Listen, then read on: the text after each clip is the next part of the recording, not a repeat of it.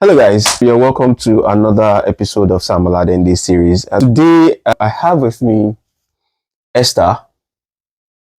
I'm so excited to have Esther here. Why? To start with, this is the first interview I'm having with a lady.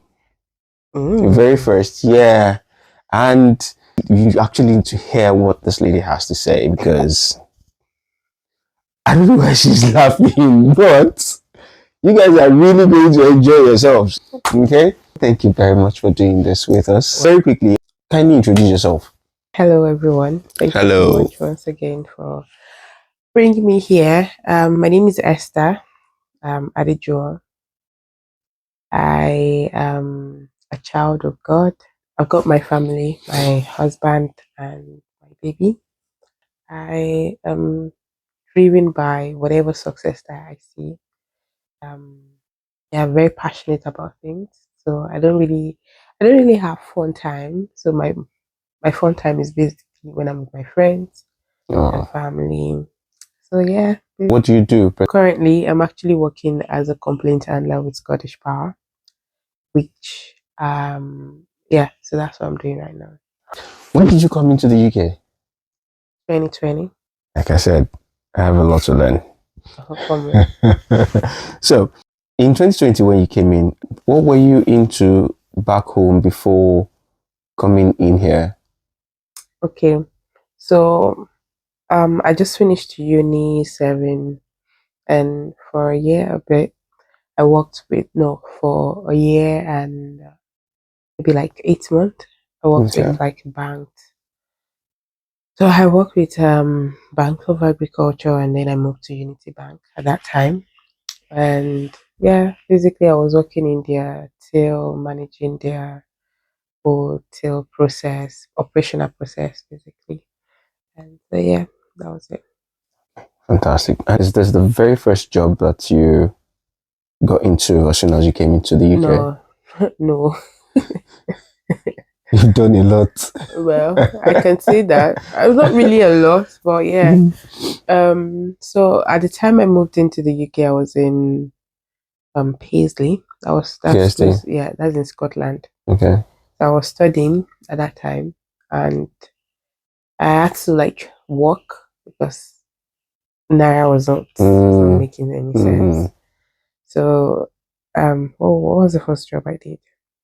Yeah, I worked with the Royal Infirmary. I was doing like the cleaning and everything in Royal Infirmary, and then from there I moved to that was COVID time where they were giving people vaccines and everything. So I was also working in the vaccination center as well. Yeah, that was what I was doing, and then before I started getting other jobs,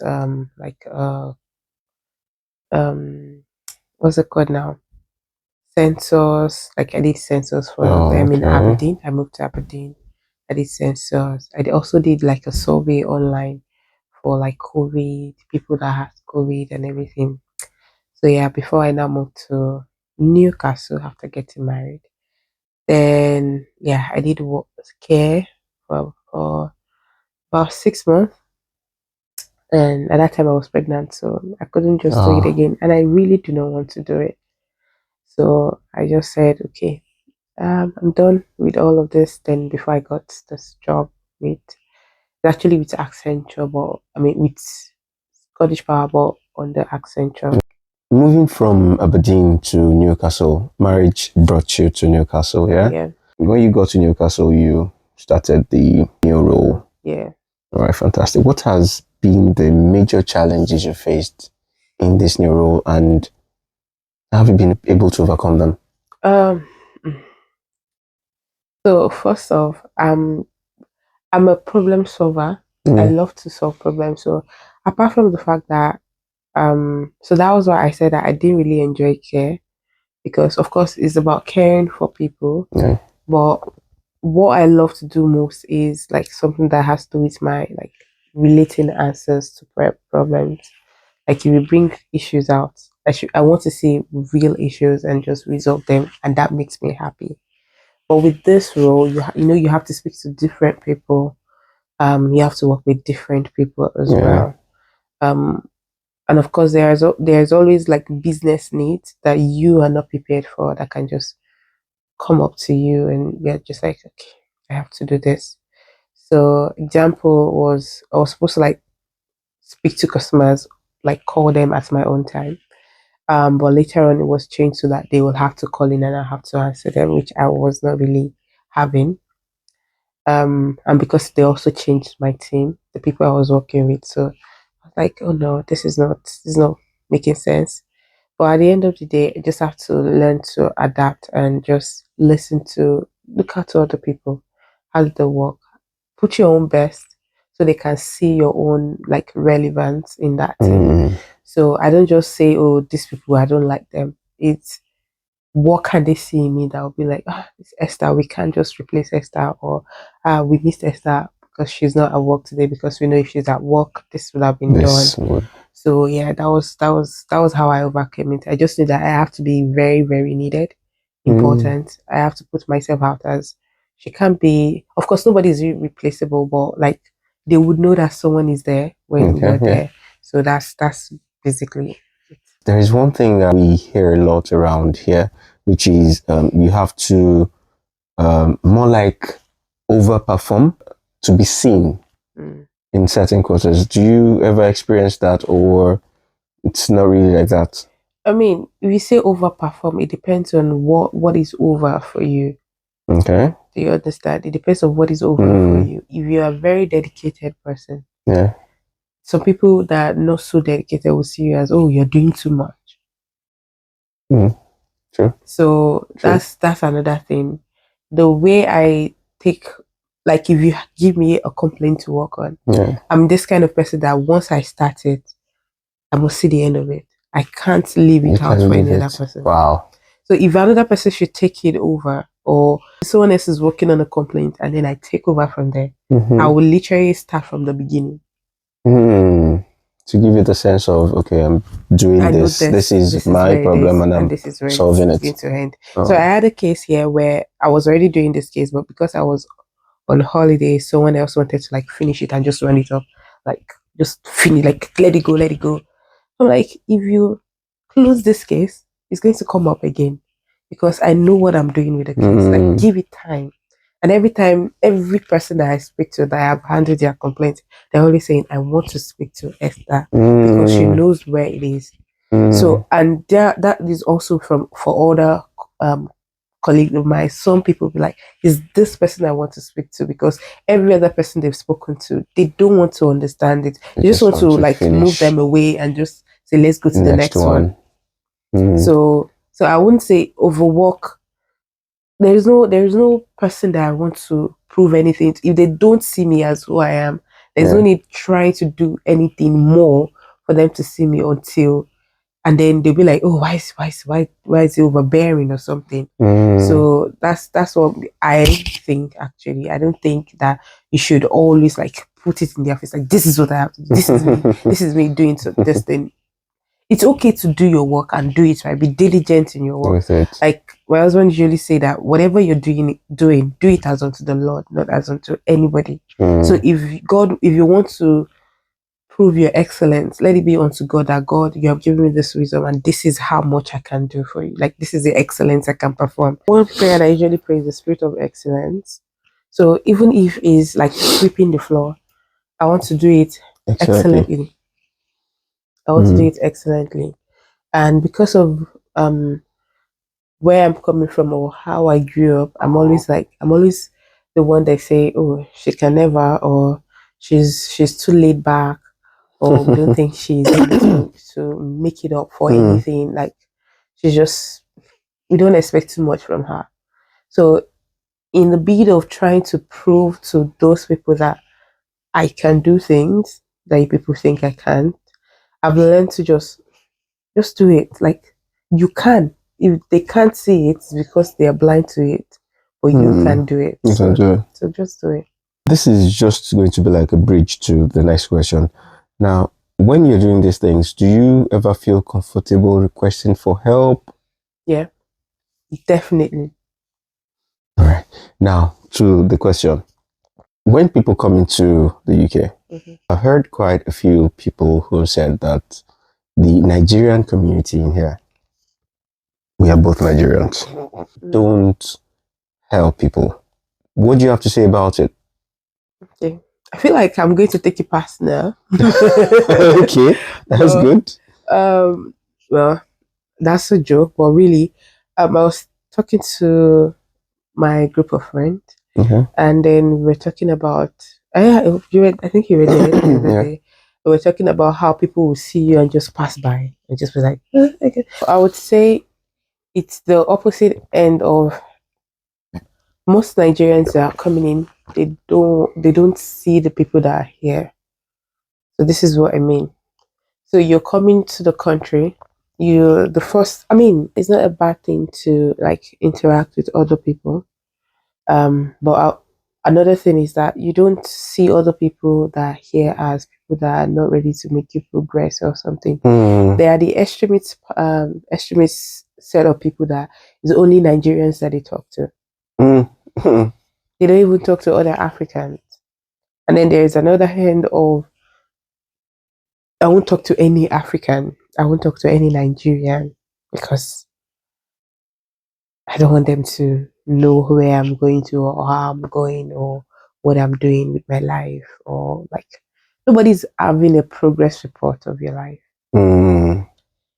What I have mostly built here is mostly like a family, not like friendship.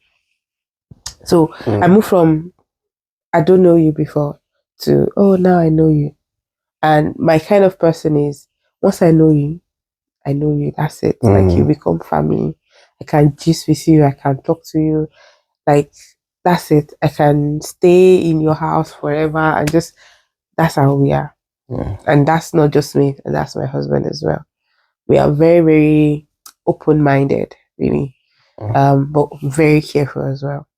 So what I would say is if you're just coming to a new place, look at the environment. First, you need to understand the power of prayer and relationships. So before we got married, we usually pray prayer that God would send us destiny-oriented human beings. Because if you're not with people that are right-minded, even if they are Nigerians, and you're saying, "Oh yeah, let me mix with Nigerians," or even if they are not Nigerians, they are from other like sphere of life.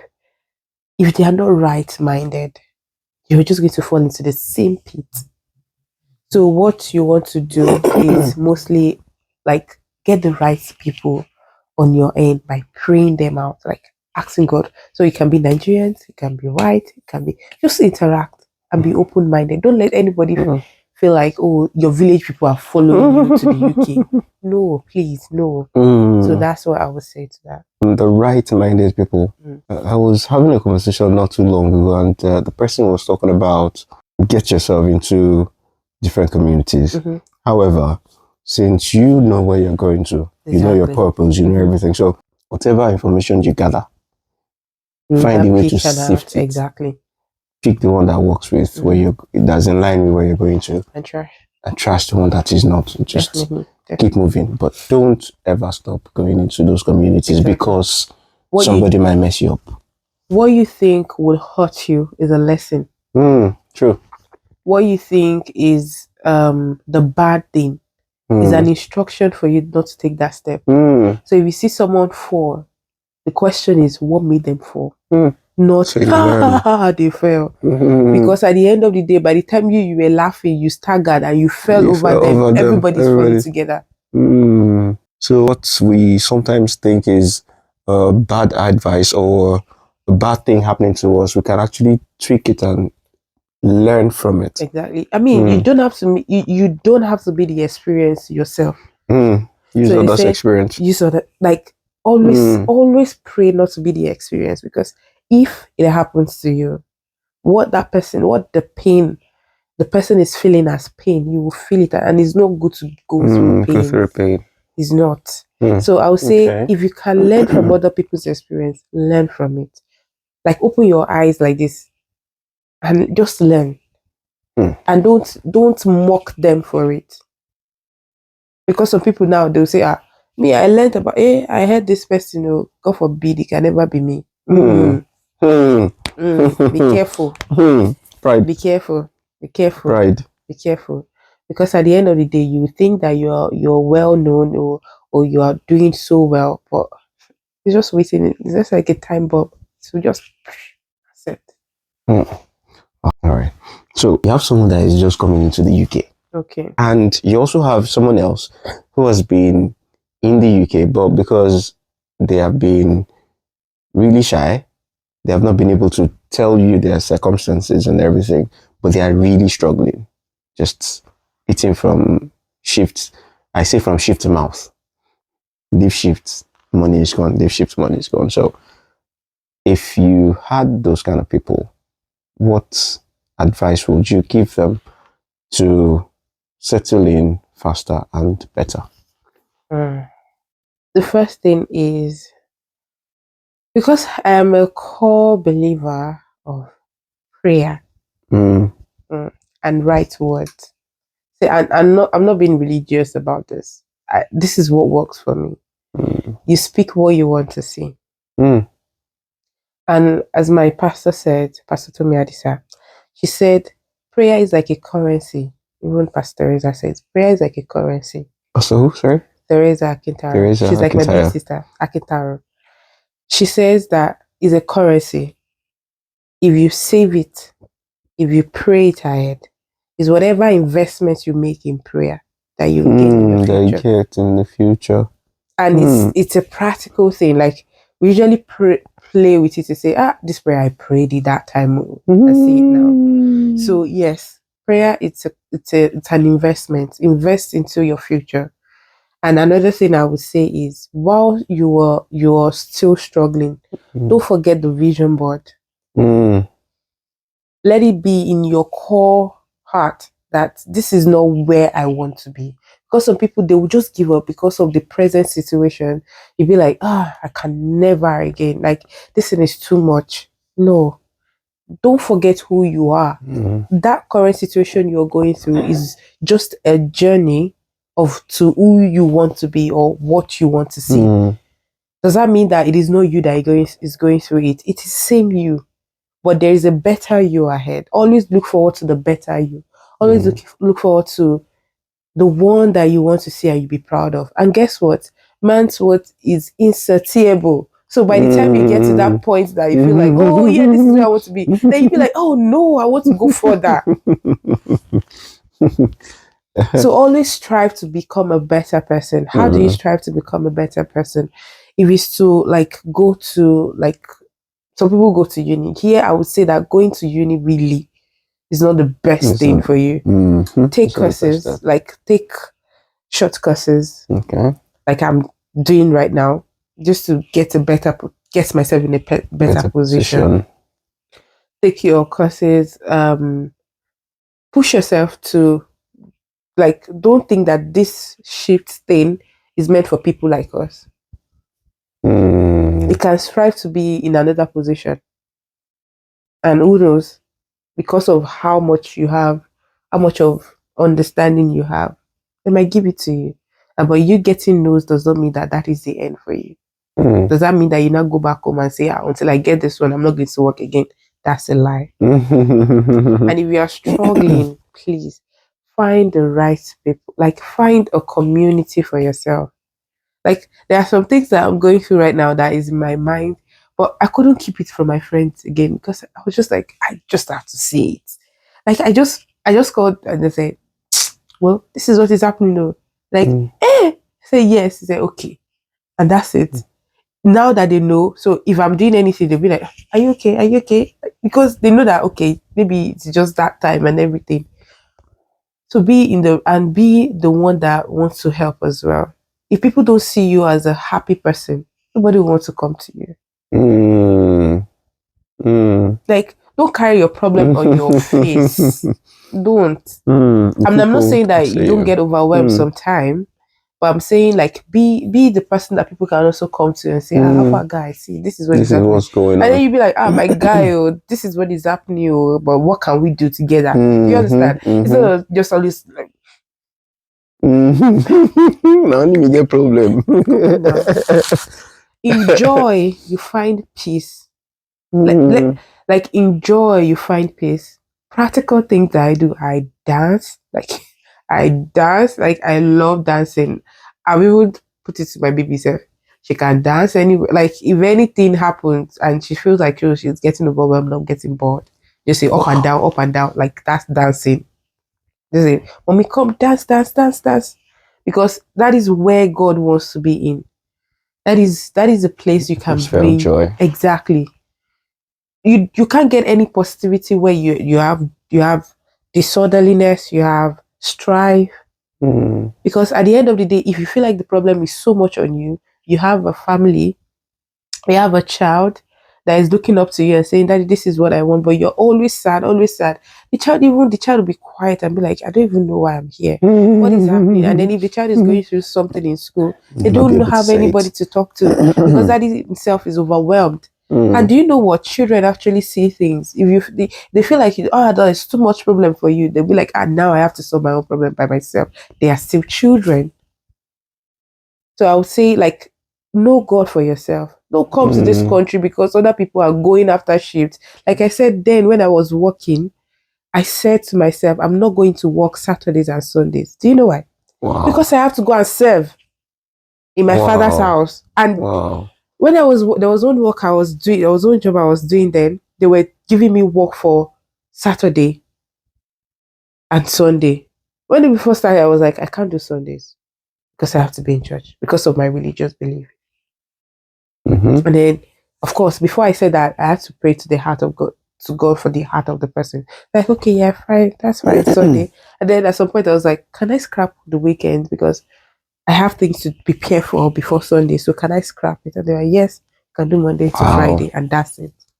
And every time I usually pray, I say, God, my Saturdays and my Sunday, if they need me for your work, I want to be available anywhere, anytime.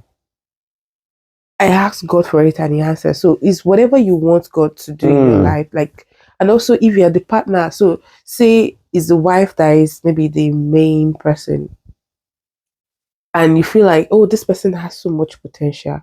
Back up your partner, like back up your husband, back up your wife. There is no the husband is the highest, the wife is, of course there's a place for honor, there's a place for respect. But I'm saying back the person up that this thing, once you are making it and made up for life. And that should be like Vice versa. Exactly. You should always walk in line like see my baby girl doing well. You are my man. Come on, man. Like just hype yourself up as well. Rejoice and let God help. Let God help you. That's what I would say. I don't really have so much in that. Just like me, it's really prayer, the word. I speak the word. Speak what you want to see. Speak it out. Even when you feel like your faith is not taking it up. You say, say my faith is not taking it up. But God, God do. Like just say it and let God help you. And that's what I would say. And be in the right community. The right community. Speak the word. Even when you don't feel like it, just keep speaking it. Even when you are yet to believe it, just keep speaking it till you believe it. Keep saying it. Don't stop saying it. That's really deep. And you mentioned dancing also. I remember when I was in Nigeria, I did that a lot. I can just be at home. I'll just dance. So speak what you want into existence. Pray. Don't joke with prayer. And by the way, this is not religious advice. It's what has worked. So it's a lifestyle. And pray, and also help yourself to be a better person. Like if you have to do another course, do it. If you have to like speak to someone, even if it's a field that you don't have any experience about, talk to someone that has experience say, I don't know anything about this. Can you help me? Like, what can I do? And please do it when they say do. Like, because and this is not I'm not saying that I'm a perfect person. This is me and my husband in our own case. Like, say, maybe do this. And they're like, you can do it. Like, no, you do it. So take the action, do it. Even if it's not something that is so convenient, if you start up today and you just remember that I have this project that I'm reading on, or I have this thing that I'm doing, or just go back to it. Even if it's like 20 minutes, 30 minutes, dedicate your time to it and just do it until you get to that position. Once you get it, it's really help. So that's what I would say.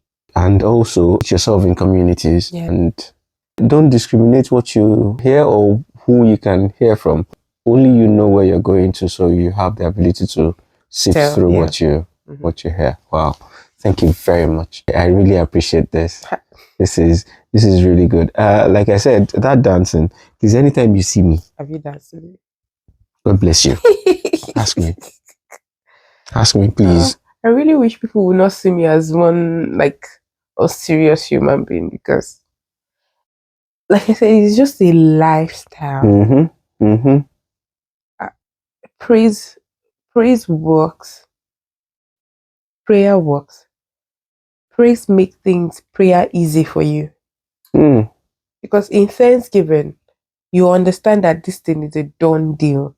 So when you're praying, you're not praying out of stress or struggle that this thing has to be done.